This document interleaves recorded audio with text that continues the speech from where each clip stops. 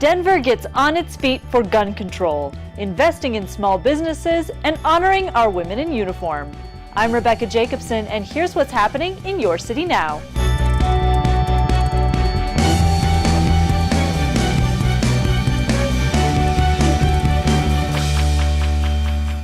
Show me what democracy looks like. This is what democracy looks like. Show me what. More than anything, what we want to do today is make our voices heard. Tens of thousands of people filled Civic Center Park for the March for Our Lives, a national movement calling for stricter gun control and an end to mass shootings. The march was organized by Never Again Colorado, a completely youth-led and nonpartisan organization. This isn't about wanting to take people's guns. This is about wanting to guarantee everybody's inherent right to life, liberty, and the pursuit of happiness. Denver's packed rally and march was one of over 800 sister marches organized across the country as a response to the murders of 17 students in a Florida high school in February. When you see somebody your own age, it sort of moves you to be able, you're like, hey, she's doing it, I can do it too. You can believe in something, but then you get nervous because what if I'm the only one?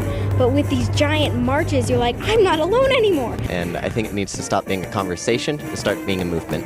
Connect with Never Again Colorado online to see how these students are pushing for change. Denver's strong economy is built by small businesses and the business improvement districts, or BIDs, that they form or belong to.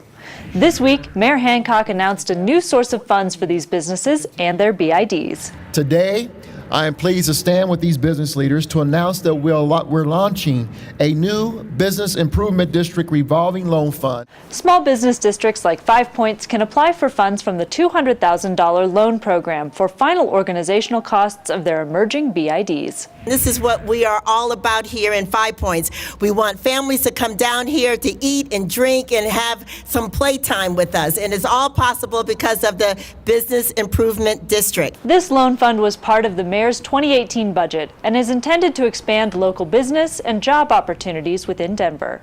They are our trailblazers and our role models. For Women's History Month, City Council issued a proclamation honoring Denver's women first responders, going all the way back to Sadie Likens, the first woman in the Denver Police Department in the 1880s. I want to thank you all for your service. My daughter is among our women in uniform that serve within our department, and very proud of the work that she and each one of you do every day in representing our city and doing the best job that you can. We're appreciative, we're honored, and we really love this job, and we love working for the citizens of Denver. You're lucky to have us. Yes, ladies, we are very lucky to have you. When you are living day to day and you are moved from that situation that you're barely clinging on to, you lose everything. For some, the effects of gentrification are personal and devastating. For someone like myself who grew up poor, who grew up in a family that struggled day to day to make ends meet, basic stuff like food and electricity was what I focused on, what my family focused on, what my mother focused on. We didn't focus on what's next. We didn't focus on building wealth for our family. And that's where gentrification and displacement harm. Mayor Hancock recently held a town hall on gentrification at the Exto Event Center as part of his quarterly Cabinet in the Community series. We know that progress has been made. We've been able to produce almost 7,000 units of affordable housing in the city of Denver.